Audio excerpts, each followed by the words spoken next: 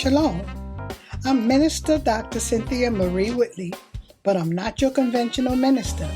The name of this podcast is Be Aware. Be aware of your thoughts. Each week, we will review self-realization tips using primarily biblical references through storytelling. We will reflect on our thoughts and become aware.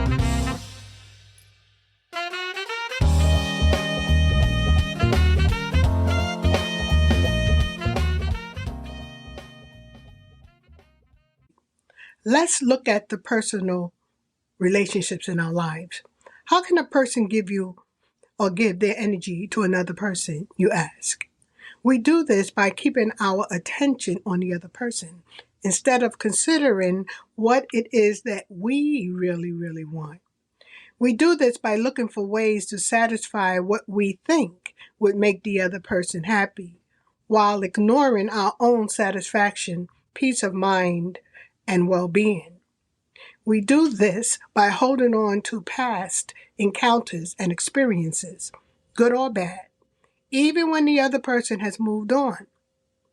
We do this because we are trying to get the love and attention of the other, sometimes to the point of begging them.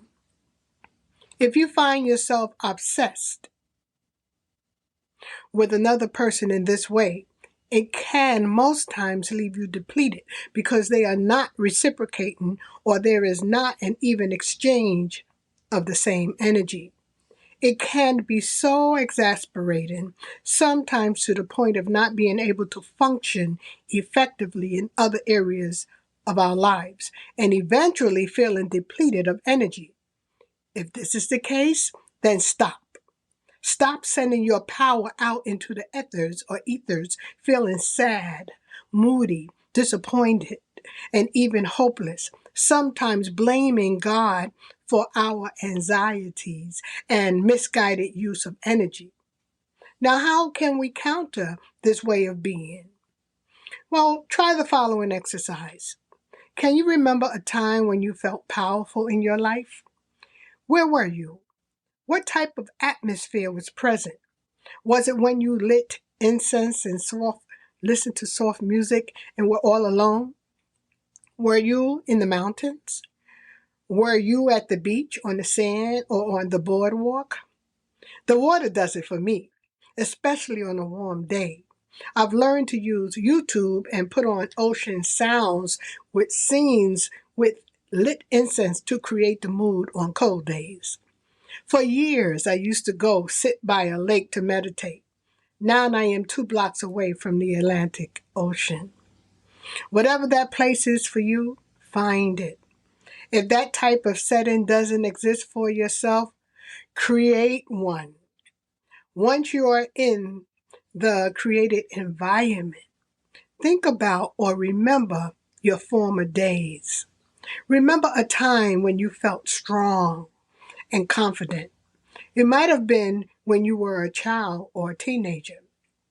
It might have been when you stood up for yourself. It might have been when you found the courage to take on a challenge that you feared, whether you conquered it or not. Remember that feeling? The goal is to focus and recognize the feeling of the energy when you felt strong once upon a time.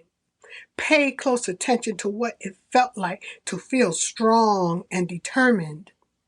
I'm a firm believer that feelings are the secret. What does it feel like to be in control of your own response? What does it feel like to be determined? This is loving and valuing yourself. What does it feel like to love yourself and put yourself first? Take some time to remember and reflect. About 15 to 20 minutes will do. Own your feelings that come up. This is the beginning of owning your power or taking back your power. Keep remembering, and when your mind wanders, remember to come back. Just come back to yourself. You can say out loud, come back. Every time you see it's going out, you say, nope, come back. Reel your attention in order to refresh your life battery. Begin to use your energy differently. Let go of begging and whining and demanding that attention be paid to you. Pay yourself attention. Peace and shalom.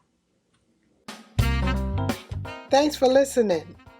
Remember, if you want to hear more, go to Gershona Cynthia Whitley at Amazon.com for an array of reading materials.